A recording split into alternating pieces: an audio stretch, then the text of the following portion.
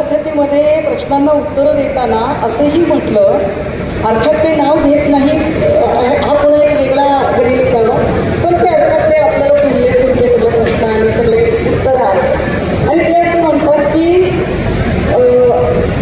जे लोक मला सांगतायत की मी कामात येणार होतो किंवा मला बदनाम केलं जातं, मला बदनाम करण्याची सुपारी दिली गेली, जाणीवपूर्वक माझ्यावर कुभांड रचले गेले, 2 महिन्यापासून माझ्यावर ट्रोल आर्मी सोडली गेली, हे सगळे जे लोक आहेत यातल्या एकानेही कधीही म्हटलं नाही की सुनेत्रा वहिनींना उपमुख्यमंत्री करा. ती मी म्हटलं आणि मी केलं. काय म्हटलं? सगळ्यात पहिलं स्टेटमेंट सुनेत्रा पाटीलना उपमुख्यमंत्री करा, राष्ट्रीय अध्यक्ष करा, हे कदाचित माझं असं तिसऱ्या का चौथ्या दिवशी होतं.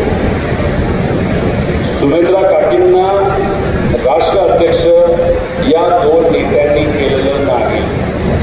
त्यांना 40 पैकी 35 आमदारांनी लिखित पत्र त्या ठिकाणी दिलं.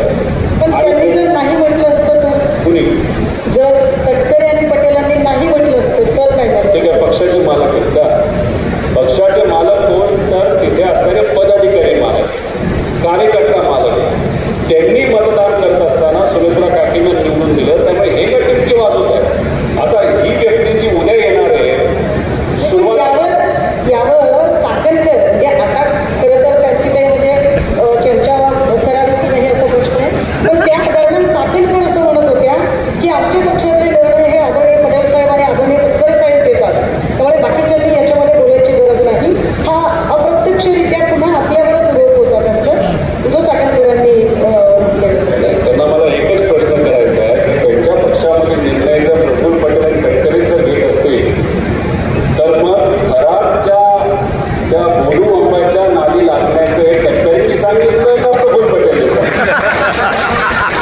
दुसरा विषय, हे सुनील तटकरे साहेब तुझे येणे आहे, सुरुवातीला